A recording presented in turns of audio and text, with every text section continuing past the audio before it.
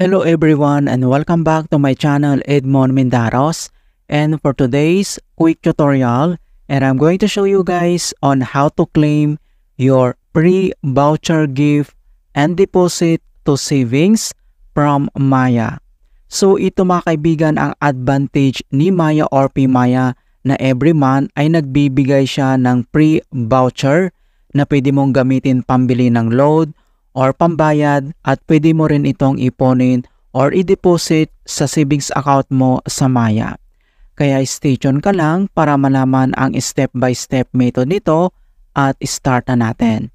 So ang next step ay kailangan mo lang mag-login sa iyong Maya application. So click mo lang yan and then enter lang natin ang ating password. So once na-enter mo na yung password and then click mo lang dito yung login. Okay, so madadirect tayo dito sa ating Maya account profile. Alright, so dito lang sa taas ay kailangan mo lang i-click itong ating name. So click mo lang yan.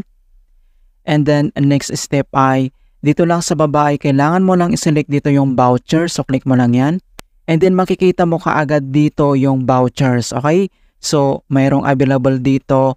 And then may na-receive tayong 10 pesos na gift voucher. So minsan ay nagkakaroon din to ng 20 pesos, 10 pesos, or ganun yung binibigay ni Maya. So, free naman yan, kada buwan mga kaibigan, binibigay niya. So, yan lang yung kagandahan talaga ni PMaya.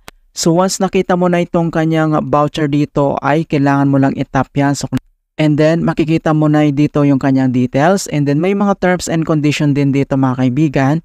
And then, pwede mo itong i-claim until. So, mayroon dito, kailangan mo i-claim agad ito.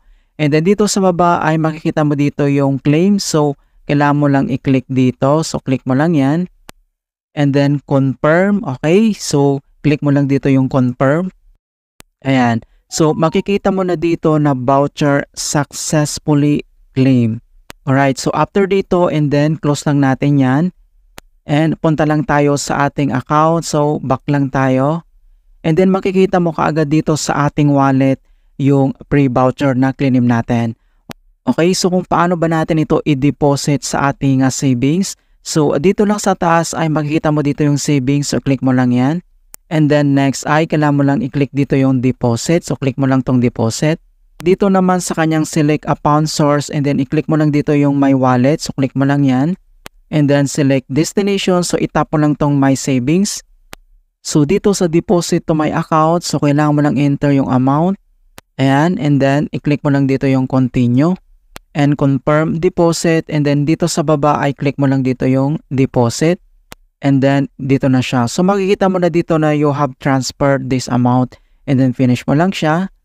Okay, so makikita mo na dito na na-add na yung pre-voucher natin, na-add na dito sa ating account dito sa savings.